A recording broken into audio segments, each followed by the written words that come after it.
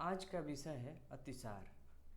अतिसार का जो है वर्णन लगभग हर संहिताओं में पृथक अध्याय के रूप में किया गया है।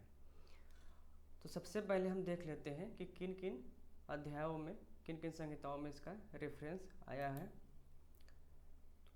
तो इसका जो संदर्भ है, चरक ने चिकित्सा अध्याय 19 में इसका वर्णन किया है। सुश्रुत ने उत्तर तंत्र 40 के अंतर्गत इसका उल्लेख किया है। अष्टांग हृदय ने निदान स्थान 8 और चिकित्सा स्थान 9 में वर्णन किया है। अष्टांग संग्रह में निदान अध्याय 8 और चिकित्सा स्थान के 11वें अध्याय में इसका वर्णन किया है। और माधव निदान ने तीसरे अध्याय में इसका वर्णन किया है। तो निरुक्ति, निरुक्ति से पहले हम ये देख लेते हैं कि जो अतिसार की उत्पत्ति कैसे हुई। तो अगर हम आहार विहार की बात बाद में करेंगे, जो इसकी पौराणिक उत्पत्ति कैसे है। तो पौराणिक उत्पत्ति में ऐसी मान्यता है कि एक राजा पृषद्र थे। तो पृषद्र जो है बहुत दिन तक चलने वाले यज्ञ का अनुष्ठान उन्होंने किया था। और पहले एक परंपरा थी कि यज्ञ में बहुत से जानवरों की बलि दी जाती थी, और बलि देने के बाद जो मांस बचता था उसको आपस में लोग बांटकर, या जो भी वहाँ के जो पुजारी होते थे, पूजा पाठ करने वाले, वो खा लेते थे। तो जब यज्ञ बहुत लंबे समय तक चला तो धीरे धीरे जो है पशुओं की संख्या कम होने लगी, और अंत में आते आते जब पशु नहीं मिले तो फिर गायों की बलि दी जाने लगी। और गायों की बलि देने के बाद जो उनका मांस था उसको लोगों ने खाना शुरू कर दिया।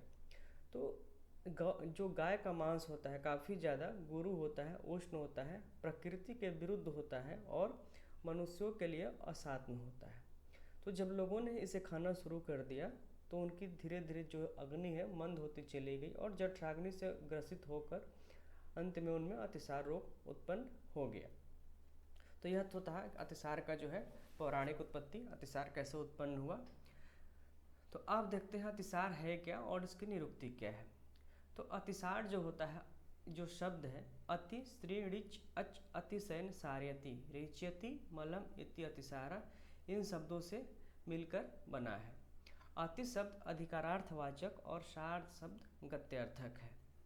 इसकी व्याख्या में आचार्य मधुकोश ने कहा है कि गुदेन बहुद्रव शरणम अतिसारा इत्यर्थ, यानी कि गुद मार्ग से अत्यधिक मात्रा में द्रव धातु का निःसरण होने को अतिसार कहते हैं।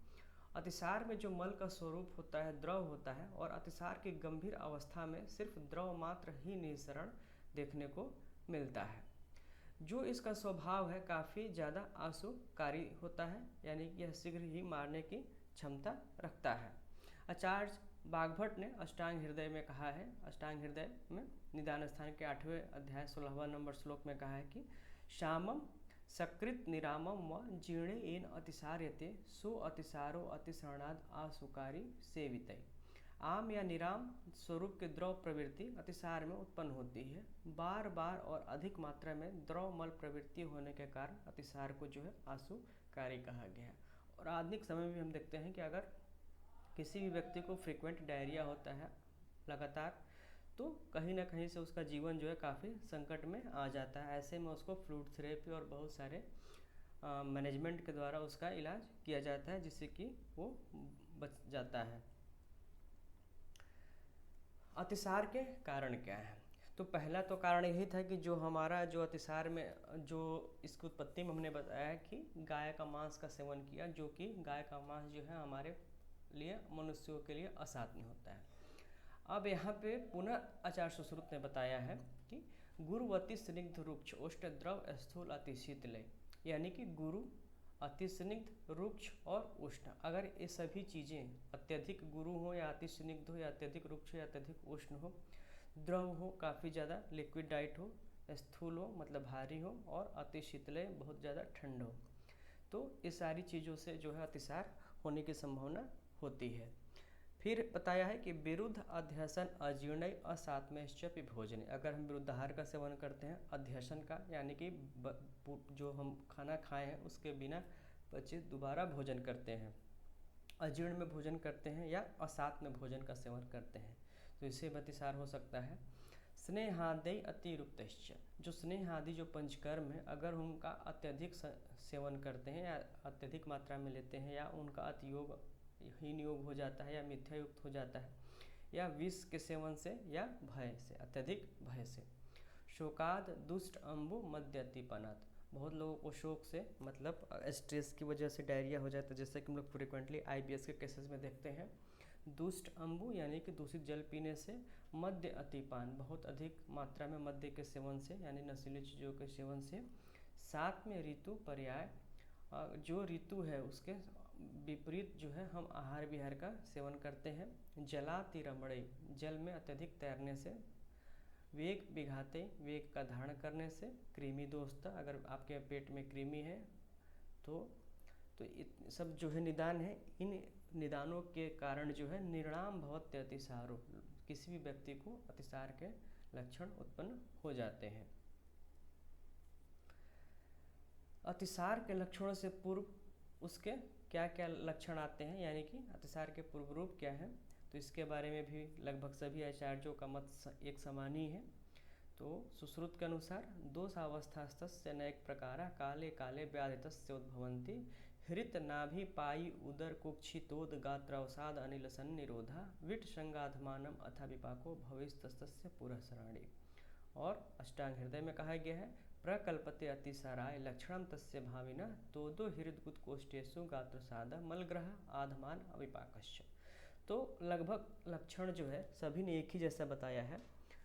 तो हृदय नाभि पायु गुदा कुक्षी स्थान में तोदवत वेदना का प्रादुर्भाव होना, अगर आपको फ्रिक्वेंटली डायरिया हो रहा है, अतिसार हो रहा है, तो इन सब एरियाज में, इन सब जो है साइट्स पे धीमे धीमे वेदना का प्रादुर्भाव होने लगता है।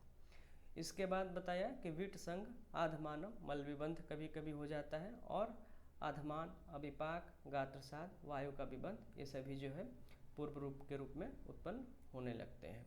और अगर यह लक्षण उत्पन्न होते हैं तो ऐसी संभावना होती है कि इसके बाद जो है अतिसार उत्पन्न होने वाला है। तो निदान का सेवन करने से किस प्रकार जो है अतिसार की उत्पत्ति होती है, तो अब हम देख लेते हैं संप्राप्ति में कि शन शम्यापाम धा तुरंत कृशानु वर्चो मिश्रो मारुतेन प्रणुन्ना वृद्धो अतिवाधदा सरतेश यस्मात् व्याधि तम घोरम तम तो अतिसारम आहो। और माधव ने कहा है कि सन शम्यापाम धातुरग्नि प्रवृद्ध सक्रीन मिश्रो वायुना अध प्रणुन्ना शरत्यतिवातिसारम तमाह व्याधि घोरम षड्विधम तम बदंती। यानी कि रस रक्त धातुओं में स्थित जल जो है प्रकोपित वायु कोष्ठ में उद्दीरित कर देता है, यानी कि ले आता है। और कोष्ठ में जल धातु का उदक धातु का श्रवण होने से द्रव गुण से जो जठराग्नि मंद हो जाती है और पुरुष के साथ सम्मिश्रित होने से मल द्रवीभूत हो जाता है, और यही द्रवीभूत मल को अधः मार्ग से जो है प्रकोपित वायु यानी अपान वायु बार बार बाहर निकालती है। और जब बार बार यही जो द्रवीभूत मल बाहर निकलता है और बार बार निकलता है, तो इसीलिए इसको अतिसार नाम से जाना जाता है।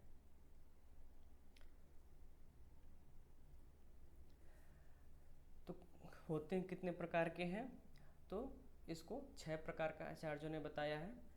थोड़ा सा नाम में और थोड़ा सा भेद में अंतर है, तो उसको हम देख लेते हैं कि क्या क्या अंतर है। तो सुश्रुत ने भी 6 माना है, चरक ने भी 6 माना है, बागभट्ट ने भी 6 माना है, तो लगभग सभी ने 6 ही माना है। लेकिन अंतर क्या है कि आप देख सकते हैं कि जो चरक है, चरक ने वातज पित्तज कफज सन्निपातज और आगंतुज माना है। सुश्रुत ने वातज पित्तज कफज सन्निपातज शोकज और आमज माना है, और बागभट्ट ने वातज पित्तज कफज सन्निपातज शोकज और भयज माना है। तो यहाँ पे जो चरक में जो आगंतुज है, तो चरक ने भी शोकज और भयज ही माना है। और आगे आप जब देखेंगे विस्तार से तो चरक ने भी वही बताया है, जैसे यहाँ पे देख सकते हैं आगंतु दो अतिसारु भय शोकजो, यहाँ पे जो बताया है क्लासिफिकेशन। तो चरक ने भी 6 ही बताया है, आगंतुज के 2 अलग से कर दिया, शोकज और भयज। जबकि सुश्रुत ने शोकज तो सेम माना है, लेकिन भयज की जगह सुश्रुत ने आमज भेद माना है। ऐसा क्यों माना है, तो इसके हम आगे देखेंगे आगे के स्लाइड्स में। अब देखते हैं वातज अतिसार। तो जो 6 भेद बताया गया है, इसमें वातज अतिसार की 2 अवस्थाएं बताई गई हैं। एक तो आम अवस्था और दूसरी पक्वा अवस्था। और दोनों के अलग अलग लक्षण भी आचार्यों ने बताया है। तो जो सामावस्था के यानी कि आमावस्था के जो लक्षण हैं, इस स्थिति में मतलब इस बीमारी में क्या क्या लक्षण आते हैं वातज आम अतिसार में? बीज्जलम आमम विप्लुतम अवसादि रुक्षम द्रवम सशूलम आमगंधि ईशत शब्दम शब्दम वा विबद्धम मूत्रम वातम अतिसार्यते पुरुषम वायुष्यांता कोष्ठे स शब्दशूलस्तिर्यक चरति विबद्ध इत्यम अतिसारो वतात। तो इसमें जो है जो लक्षण है कि जब वो जल में पुरुष अवसादित यानी कि डूब जाता है, तैरता नहीं है, तब उसे आम पुरुष कहते हैं। और वात प्रधानता के कारण जो पुरुष में रुक्ष द्रवता दिखाई देती है, मल का गंध आम जैसे आता है, आम अतिसार है इसलिए आम जैसा आता है। और उदर में शूल होता है, वायु जो है कुष्ठ में तिर्यक गमन करती है, श शब्द अशब्द व बद्ध मल की प्रवृत्ति होती है। इसके बाद देखते हैं निरामावस्था के, यानी कि इसमें जो है मल का पाक हो चुका है, निराम हो चुका है। तो इसमें पक्वम वा विबद्धम अल्पम शब्दम सशूल फेन पीक्षा परिकर्तिकम हृष्ट रोमा वीनी स्वसंच शुष्क मुख कट्यूरु त्रिकजानु पृष्ठ पार्श्वशूली भ्रष्ट गुदो मुहुर्मुहु विगतितम उपवेश्यते पुरुषम वतात तमाहु अनुग्रहितम इत्येके वातानुग्रंथित वर्चस्वात्। माधव ने कहा है अरुणम फेनिलम रुक्षम अल्पम अल्पम मुहुर्मुहु शकृद आमम सरुक्ष शब्दम मारुतेन अतिसार्यते। तो इसका जो है माधव ने बहुत संक्षेप में इसका विवरण दिया है, जबकि चरक ने काफ़ी विस्तार में इसका लिखा है कि जो निराम वायु के कारण जो है पक्व मल उत्पन्न होता है, और इसमें जो मल की प्रवृत्ति होती है सशब्द होती है, सशूल होती है, सफेन होती है, सपिक्षिल होती है, बद्ध और अल्प होती है, विग्रथित होती है या अनुग्रथित होती है। साथ में परिकर्तिका रोमहर्ष श्वास एवं मुख से उत्पन्न होता है। कटी त्रिक जानु पृष्ठ पार्श्वशूल एवं कूद भ्रंश, ये सार्वदेहिक लक्षण इसमें आपको मिल सकते हैं। बागभट्ट ने जो निराम वातसार के मल स्वरूप होता है, इसमें उन्होंने लिखा है कि दग्ध गुणाभास, अर्थात जले हुए गुड़ के समान जो है इसमें मल का वर्ण या रूप होता है। पित्तज अतिसार, तो पित्तज अतिसार में जो चरक ने कहा है कि तस्य रूपाणी हरिद्र हरितम नीलम कृष्णम रक्तपीत उपहितम अति दुर्गंधम अतिसार्यते पुरुषम। तो ये तो मल के लक्षण थे। इसके बाद जो सार्वदेहिक के लक्षण बताए उन्होंने तृष्णा दाह श्वेद मूर्छा शूल व्रत्न संताप पाक परितम इति पित्त अतिसारा। तो पहली लाइन में उन्होंने पुरुष का लक्षण बताया, स्वरूप बताया, और दूसरे में शारीरिक जो है सार्वदेहिक लक्षणों को बताया है, और सबका लक्षण करीब करीब यही है। यहाँ पे जरूर आपको ध्यान देना है कि जो आमातिसार और पक्वातिसार वो सिर्फ वातज में भेद बताया है, इसके अलावा किसी भी में पित्तज कफज निपातज जो भी शोकज भयज आमज है उसमें कहीं भी आमज और पक्वज का डिस्क्रिप्शन नहीं है, और उसका कोई भेद उपभेद नहीं बताया गया है। तो पित्ततिसार में क्या होता है कि मल जो है हरिद्र हरित नील कृष्ण लोहित वर्ण का होता है। जो मल होता है उसमें रक्त मिश्रित आता है, रक्त पित्तयुक्त आता है, अति दुर्गंधित होता है, उष्ण होता है और शूल के साथ होता है। जो मल का स्वरूप होता है मांस धावन के पानी के समान, यानी कि मांस ओदक इसको बोला जाता है, मांस धावन का जो पानी होता है उसके जैसा इसका कलर होता है। जो सार्वदेहिक लक्षण होते हैं, तो चूँकि ये पित्तज अतिसार है तो जो लक्षण होते हैं हमेशा पित्त के ही लक्षण आते हैं, जिसमें तृष्णा मूर्छा अतिश्वेत प्रवृत्ति गुद उदरदाह गुदपाक तृष्णा मूर्छा व्रत्न संताप, ये जो है सार्वदेहिक लक्षण होते हैं।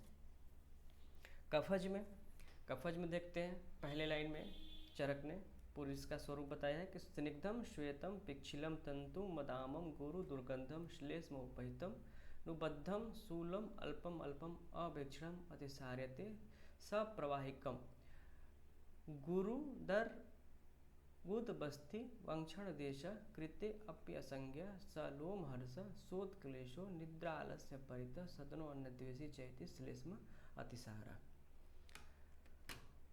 सुश्रुत ने क्या लिखा है? तंद्रा अनिद्रा गौरव उत्क्लेश साधव वेग शंकी सृष्टि बिटको अपि भूय शुक्लम सांद्रम श्लेष्मणा श्लेष्म संयुक्तम भक्त द्वेषी निस्वनम हृष्ट रोमा।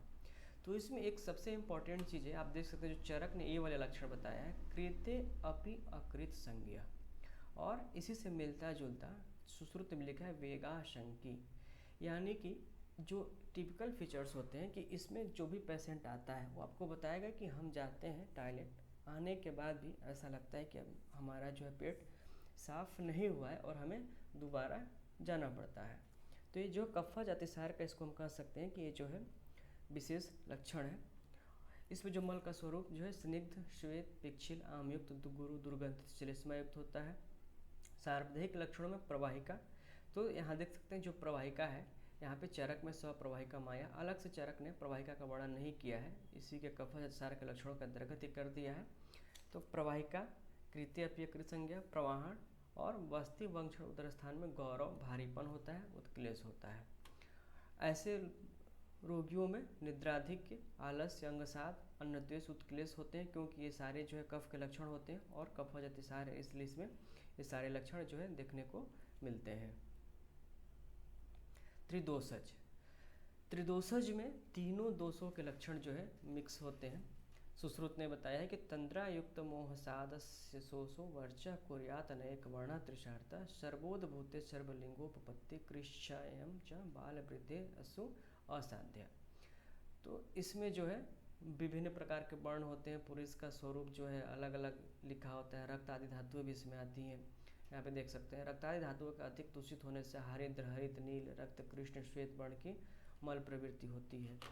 जो पुरुष का स्वरूप होता है मंजिष्ठा क्वाथ और मांस धावन के समान, वराह मेध सदृश, यानी कि सुअर का जो वसा होती है, मेद होती है, उसके समान होता है, कभी बंधा हुआ, कभी पतला, ससूल या शूल रहित, द्रवमल प्रवृत्ति इसमें होती है।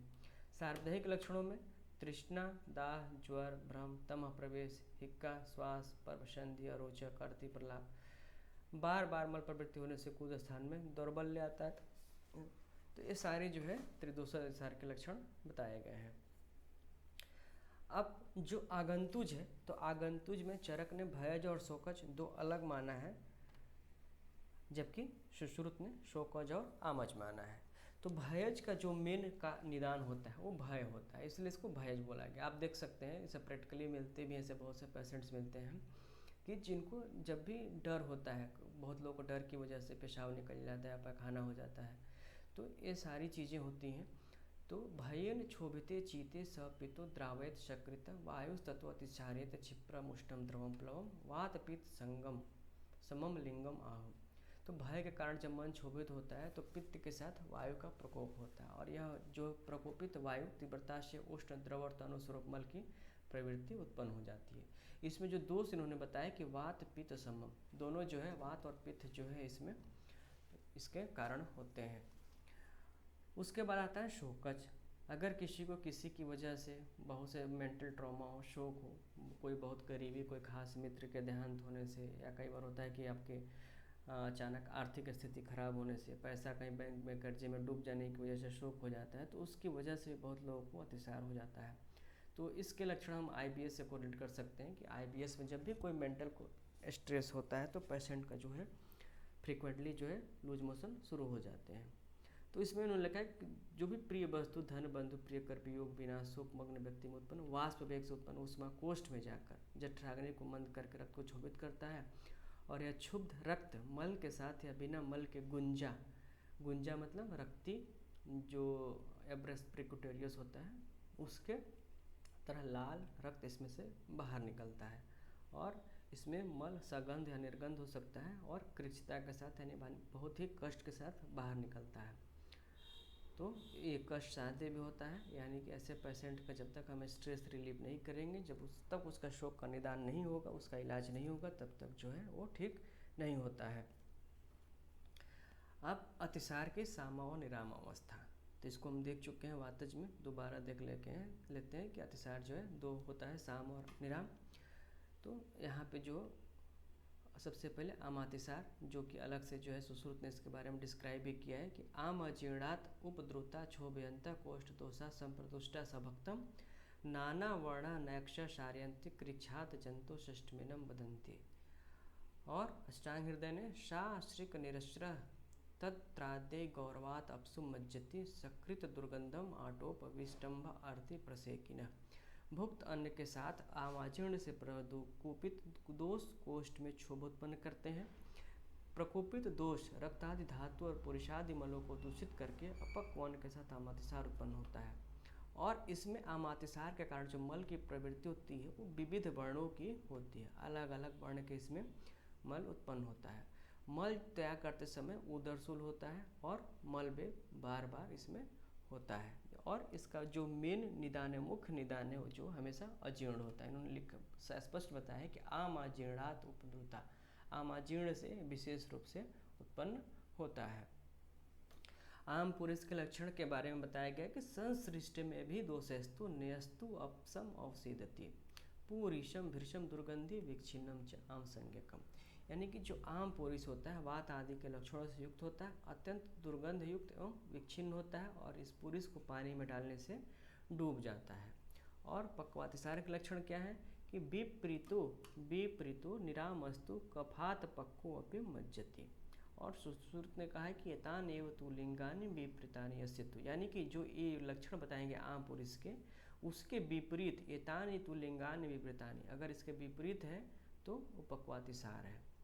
तो निराम पुरुष के लक्षण आम पुरुष के होते हैं और शरीरगत लाभ होते हैं, निरामता का निर्देशक होता है, यानी कि शरीर इसमें लघु हो जाता है, हल्का महसूस होने लगता है। अतिसार मुक्ति के लक्षण, तो अगर हम अतिसार का इलाज करते हैं या कई बार होता है कि बिना इलाज के भी अतिसार ठीक हो जाता है, तो किन लक्षणों से पता चलेगा कि अतिसार जो है ठीक हो चुका है, तो इसके बारे में लिखा गया है कि यशोचारम बिना मूत्रम सम्यक वायुश्च गच्छति, यानी कि बिना यशोचारम बिना मूत्रम, बिना किसी शब्द के मूत्र और वायु की प्रवृत्ति हो जाए। दीप्ताग्नि लघु कोष्ठ से, हमारी अग्नि दीप्त हो, लघु कोष्ठ मतलब कोष्ठ हल्का महसूस हो, लघु हो जाए, तो ये जो है अतिसार मुक्ति के लक्षण होते हैं। अधोवायु का निर्गमन बिना मल संकायक होना, अग्नि प्रदीप्त होना, कोष्ठ में लघुता होना, ये सब जो है निवृत्ति के लक्षण। तो अब देखते हैं चिकित्सा सूत्र कि किन किन चिकित्साओं के माध्यम से हम अतिसार की चिकित्सा करेंगे। तो जो चिकित्सा सूत्र बताया गया है, तो आमम पक्वम क्रमम हित्वा न अतिसारे क्रियायतः अतः सर्वे अतिसारास्तु गेया पक्व आम लक्षणे। तो आम और पक्व इन दोनों की जो है विधिवत परीक्षा करके इसमें चिकित्सा की जाती है, क्योंकि अगर हम आम और पक्व की विधिवत परीक्षा कर बिना किए चिकित्सा करते हैं तो हमें चिकित्सा में सफलता नहीं मिलती। तो परीक्षा के बाद अगर हमको लगता है कि रोगी आमावस्था में है, तो आमावस्था में हमको इन चिकित्सा सिद्धांतों का पालन करना चाहिए। तो सबसे जो पहला है, न तो संग्रहणम देयम पूर्वम आमातिसारण्य, यानी कि अगर रोगी को आमातिसार है, अभी आम का संबंध है, तो उसमें संग्राही औषधि नहीं देना चाहिए। संग्राही औषधि देने से क्या होगा, उसका रोग जो है और ज़्यादा बढ़ जाएगा। फिर दूसरा है तत्र आदौ लंघनम कार्यम अतिसारेषु देहिना। तो सबसे पहले जो है इसमें आमावस्था में है तो लंघन करना है, सबसे पहले लंघन, आदौ लंघनम, क्योंकि लंघन जो है सबश्रेष्ठ चिकित्सा है आम की। और लंघन के बाद तत्पाचन संयुक्तो यवागु आदि क्रम होता है, लंघन के बाद पाचन द्रव्यों से युक्त यवागु का प्रयोग करना चाहिए। विशेष चिकित्सा में जो वातज में है, तो सबके लिए अलग अलग इन्होंने खाने पीने की चीज़ें बताई गई हैं। तो जो वातज में है कि कपित्थ बिल्व चांगेरी तक्र दाड़िम साधिता ग्राहिणी पाचनी पेया वात्य व पंचमूलिका। तो इन जो द्रव्यों से सिद्ध जो है पेया इसमें देनी चाहिए। कपित्थ है, बिल्व चांगेरी, तक्र, दाड़िम से सिद्ध पेया, और ये पेया जो है ग्राही होती है और पाचनी होती है। तो इसे ग्राही होने की वजह से अतिसार भी आपका ठीक होता है और पाचनी होने से जो आपकी मंदाग्नि है वो सही हो जाती है।